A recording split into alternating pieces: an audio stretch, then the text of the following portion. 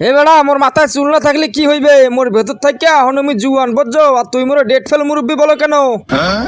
এক নম্বরে date fail মুরব্বি। সালা তোকে সেটে দেবো, কল্লা কেটে রাস্তায় শুয়ে দেবো। ওই হুমকি সোহেলের সাথে ফাজলামা হচ্ছে। আর দুই নম্বরে হচ্ছে হুমকি সোহেল। একটা ঘুষি মারিয়া আমার বউ আমার নাকটা ফাটিয়া লাইছে, আমি এর ন্যায্য বিচার চাই। তিন নম্বরে নাক ফাটা বাপ্পি। আরে মুরব্বি, আমি ইজ দা খুবই ভালো ছেলে in my gram, this is no only one piece আমি। আর চার নম্বরে মিস্টার বাংলিশ। আমার দোকানের চাটা কেমন হয়েছে খেয়ে তো কিছু বললা না যে। ফার্স্ট নম্বরে চা জয়নাল। উন্নু এই ইন্সপেক্টর বেকারের হাত থেকে বাঁচা অসম্ভব, একেবারে ইম্পসিবল। ছয় নম্বরে ইন্সপেক্টর বেকার।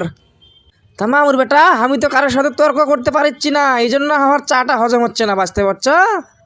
সাত নম্বরে তর্ক বাবুল। চলুন এবার দেখে আসি সাতজনের আজব নামের রহস্যটা কি।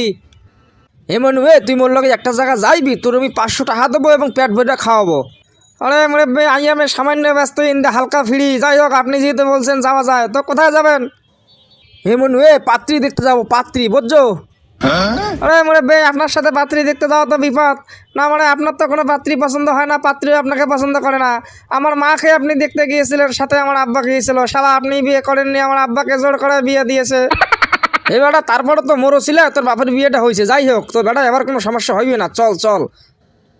আরে মুরব্বি, আপনি যখন জোয়ান ছিলেন তখন আপনাকে কেউ পাত্রী দেয় নাই, বিয়ে হয় নাই।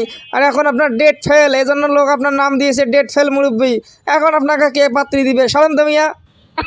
এবারে তুই মোর লগে যাবি না ভালো কথা, কিন্তু ডেট ফেল মুরব্বি বললা তুই মানে অপমান করবি না। আলার পালা তুই তো বাংলা আর ইংরেজি এককালে মিক্সিং করে কথা বলো, এই জন্য তো গ্রামবাসী তোর নাম দিছি মিস্টার বাংলিশ। এ তোর যাইতে হবে না, আমি একাই গেলাম। আমার দোকানের চাটা কেমন হলো খেয়ে কিছু বললেন না যে। মামুর বেটা, ফালতু কথা বলিস কেন? তুই তো ভালো করে জানিস তোর দোকানের চায়ের স্বাদ কেমন হয়। তা তুই তো জানিস চা কেমন হয়, তারপর আমাকে জিজ্ঞেস করছিস কেন? আমি তো তোমাকে খারাপ কিছু বলি নাই, আমি তো তোমাকে ভালো কথাই বলছি। তুমি আবার তর্ক করতেছো কেন? এজন্য তো গ্রামবাসী তোমার নাম দিয়েছে তর্ক বাবুল।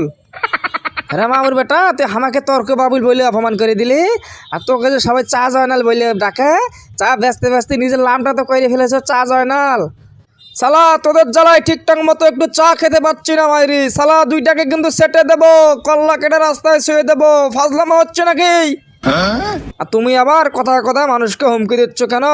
এজন্য তো গ্রামবাসী তোমার নাম দিয়েছে হুমকি সোহেল। তুমি তো সারা জীবন খালি হুমকি দিয়ে গেলা, জীবনে তো কিচ্ছু করতে পারলা না যে। ও খিদার ইন্সপেক্টর বেকার সাহেব, আমার সাথে যে অন্যায়টা হলো, আমার নাকটা যে ঘুষি মারে ফাটিয়ে দেওয়া হলো, আমি কিন্তু ন্যায্য বিচার চাই আপনার কাছে। অন্য এই ইন্সপেক্টর বেকারের এলাকায় এত বড় ক্রাইম, হ্যাঁ এই ইন্সপেক্টর বেকারের হাত থেকে বাঁচা অসম্ভব, একেবারে ইম্পসিবল। ঘটনাটা খুইলে বলো। ও খিদা বলতাম দুঃখের কথা, আমার বউ প্রত্যেকদিন আমার সাথে ঝগড়া করে এবং প্রত্যেকদিন আমার নাকে ঘুষি মারিয়া নাকটা ফাটিয়া লায়। নাকটা যে একদিন ফাটাইয়া দিবে, আমাকে তো মাঝখানে 5 দিন 10 দিন 1 সপ্তাহ ব্রেক দিবে নাকটা ঠিক হওয়ার জন্য। ও ঠিক হওয়ার আগে আমার বউ আরও একটা ঘুষি মারে, আমার নাক আরও খারাপ হইয়া যায়। এরকম করতে করতে সারা জীবন আমার নাকে ব্যান্ডেজ লাগাইয়া থাকে। অন্য এটা তো ঠিক হবে না, আপনি বরং অন্য কোথাও যান। আরে খিদা বলেন ইন্সপেক্টর সাহেব, নাক ঠিক করার জন্য তো ডাক্তার সাহেব আছে, হাসপাতাল আছে। আমি বিচার চাইতে আসছি আপনার কাছে, আমার বউ যে নাকটা ফাটাইয়া দিল, এর একটা ন্যায্য বিচার চাই আমি। অন্য আমি তো তোমাকে সে কথাই বলছি, এটা এখানে হবে না। তুমি জানো না বাংলাদেশে নারী নির্যাতনের আইন আছে, কিন্তু পুরুষ নির্যাতনের কোনো আইন নাই। হ্যাঁ, আর মোট কথা হলো আমার বউ আমাকে মারে, কিন্তু জামার তলে থাকে, মানে কাপড়ের তলে থাকে, এই জন্য বোঝা যায় না।